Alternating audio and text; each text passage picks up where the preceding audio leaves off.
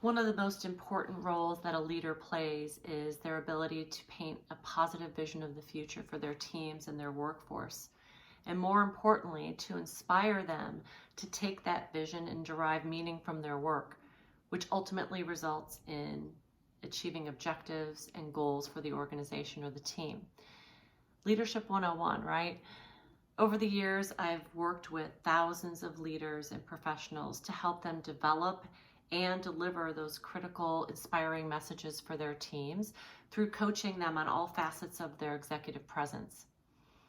Now more than ever, your ability to share that positive vision with your team and your workforce is essential. It almost seems cliche at this point to say that we're living in unprecedented times, but the fact is we are living in unprecedented times. And it calls for us to step up to and into new ways of leading and connecting with our people. So the purpose of this video is to share with you a few tips and ideas for you to consider and think about as you craft these messages and you think about connecting with your teams, and ultimately how you can create that positive vision for them, all in the face of uncertainty and all in a virtual environment, which is now our new normal. So I hope that by the end of this, you will feel more grounded and confident and authentic when you need to connect with your teams. So let's get started. The first thing I want you to think about is your mindset. A couple of years ago, I co-authored a book called Deliberate Mindset.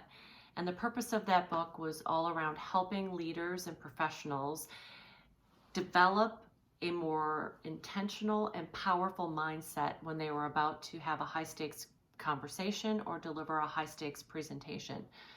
We know from research that if your mindset is disempowered, full of lack, negative in any way, if you're about to go into a high-stakes situation, it can derail you.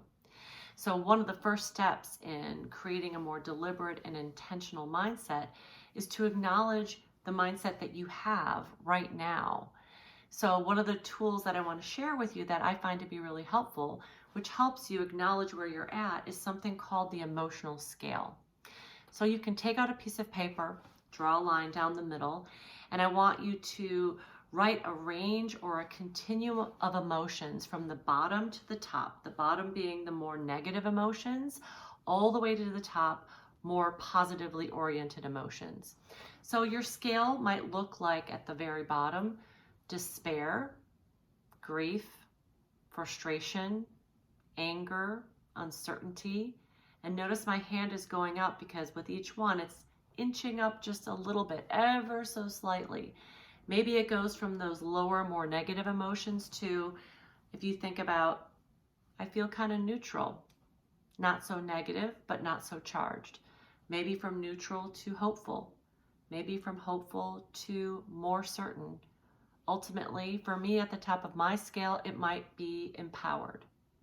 So as you think about that continuum or range of emotions, as you reflect on that for yourself, I want you to think about where you are at this point in time.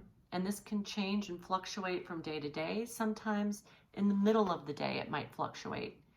But how I want you to use this tool is to think about using it right before you're about to get on a call and your intention is to uplift your team or to help paint a more positive vision of what is to come for them despite what is going on in the organization.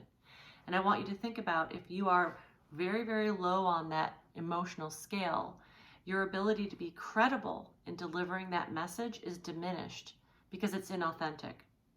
So that doesn't mean that you have to move from being in despair to empowered like that. It's nearly impossible to do that. But what you can do is create practices for yourself prior to getting on those calls, whether or not you're using video, to inch your way up that emotional scale. And that will set you up for success so that you can actually articulate that positive vision for them, even if it's just for the moment, just for the day. So think about using that emotional scale to inch yourself up. The second thing I want to talk about deals with living in this virtual environment that we're in and the use of technology.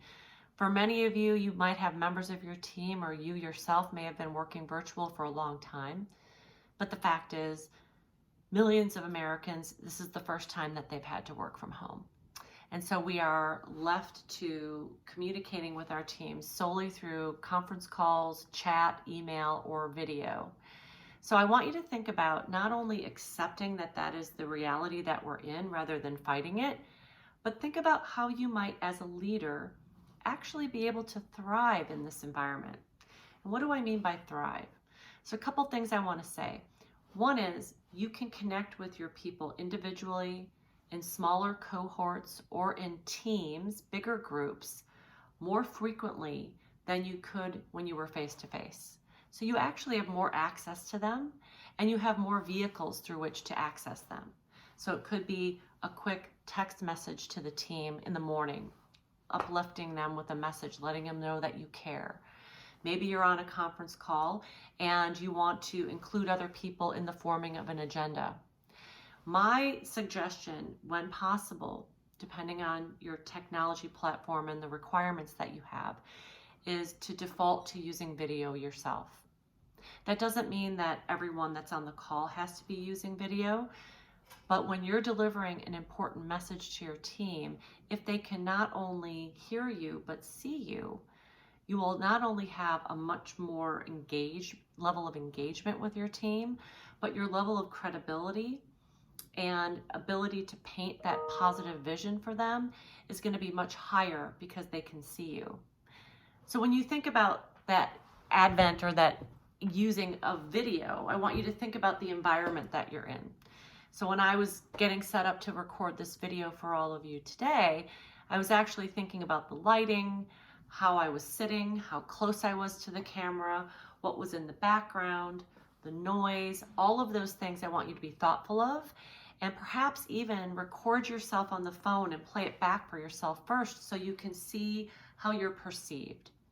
Just like in all facets of one's executive presence, the number one thing you want to think about is, how do I want to be perceived?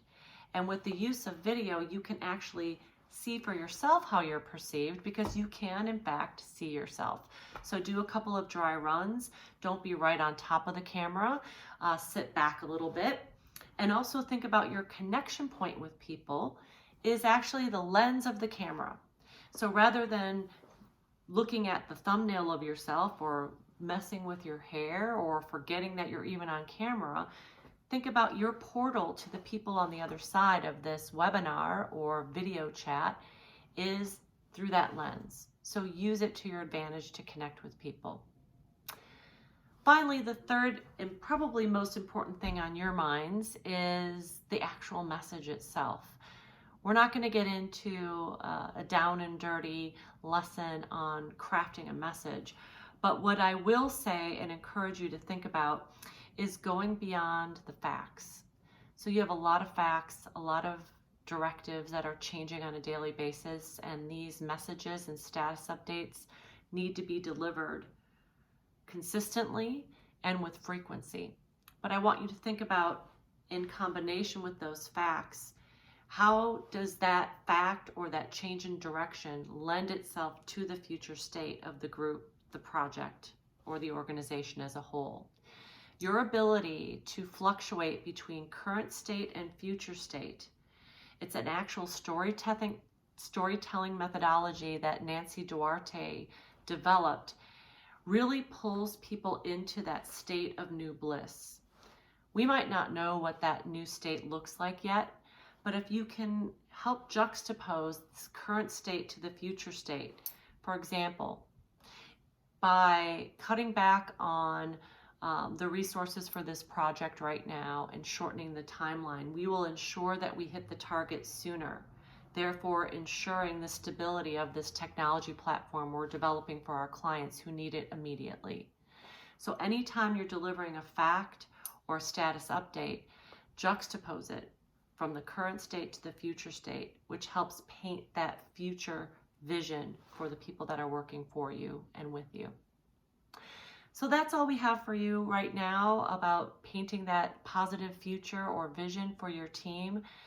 Again, think about your mindset, your own personal emotional state before you're in a situation where you're delivering that message. When you're delivering the message and you're using technology, be thoughtful about how you look and sound. your voice, the visual. Default to video if you can, so people can see you and feel connected to you. Get creative and have fun with how often you connect with people and how much more opportunity you have. And finally, the message itself. Think about combining the emotional side, the future state, with the facts to pull people along. Best of luck to you. Be safe, be healthy, and know that we're here for you. Thanks.